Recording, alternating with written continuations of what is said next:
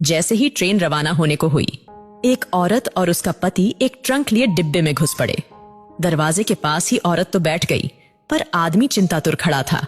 जानता था कि उसके पास जनरल टिकट है और ये रिजर्वेशन डिब्बा है। टीसी को टिकट दिखाते उसने हाथ जोड़ दिए। ये जनरल टिकट है, अगले स्टेशन पर जनरल डिब्बे में चले जाना, वरना 800 की रसीद बनेगी, कह के टीसी आगे चला गया। पति पत्नी दोनों बेटी को पहला बेटा होने पर उसे देखने जा रहे थे।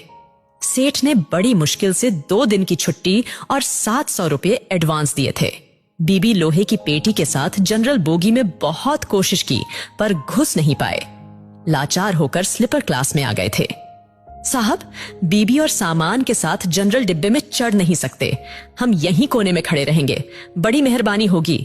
टीसी की ओर 100 का नोट बढ़ाते हुए कहा। 100 में कुछ नहीं होता, 800 निकालो वरना उतर जाओ। 800 तो गुड्डो की डिलीवरी में भी नहीं लगे साहब, नाती को देखने जा रहे हैं, गरीब लोग हैं, जाने दो ना साहब। अब की बार पत्नी ने कहा, तो फिर ऐसा करो 400 निकालो, एक की रसीद बना देता हूं, दोनों बैठे रहो। ये लो साहब, रसीद रहने दो। 200 रुपये बढ़ाते हुए आदमी बोला, नहीं नहीं, रसीद 2 बनानी ही पड़ेगी, ऊपर से आर्डर है, रसीद तो बनेगी ही। चलो जल्दी 400 निकालो, वरना स्टेशन आ रहा है, उतरकर जनरल बोगी में चले जाओ। इस बार कुछ डांटते हुए टीसी बोला। आदमी ने 400 रुपए ऐसे दिए मानो अपना कलेजा निकाल कर दे रहा हो। दोनों पति पत्नी उदास रुआं से ऐसे बैठे थे मानो नाती के पैदा होने पर नहीं उसके शोक में जा रहे हो। कैसे एडजस्ट करेंगे ये 400 रुपए? क्या वापसी की टिकट के लिए समद्धि से पैसे मांगना होगा?